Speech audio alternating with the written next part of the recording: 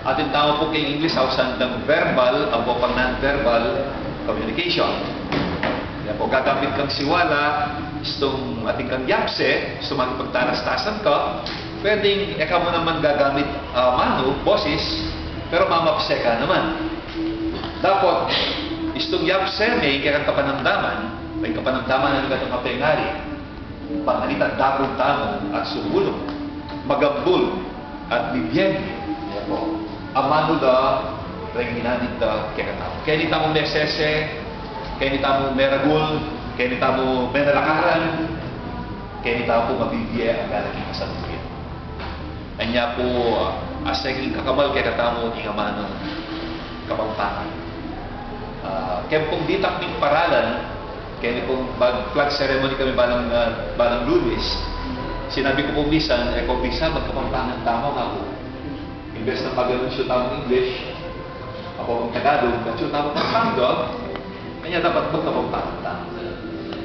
So, malibat po kanita, karing announcements, karing kapabaluan na payapot me, balang flag ceremony.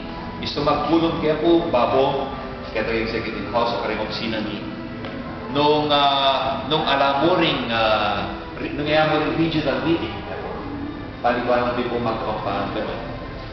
At tandaan niyo muna po, karing dialogo, kami sabi, mi, ang po po sa gurin ng kalalawigan, teka, tinid ko po kailangan magkapampangan kayo. At kami lang pong,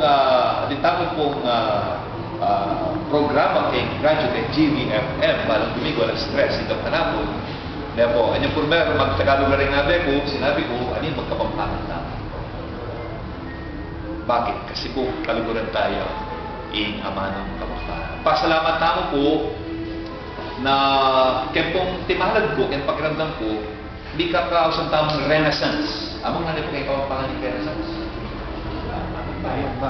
Bababay. Bababay kasi bayo.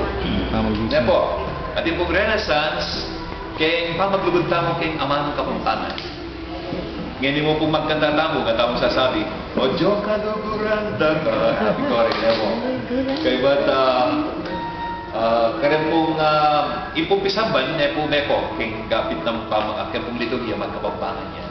Kaya po, iya pong Samson, iya pong Ben, alay pong patugot, sasalin kayong kapampangan. Gagawa pong ginawa na pong dictionary yung po, kapampangan to English, o English kapampangan.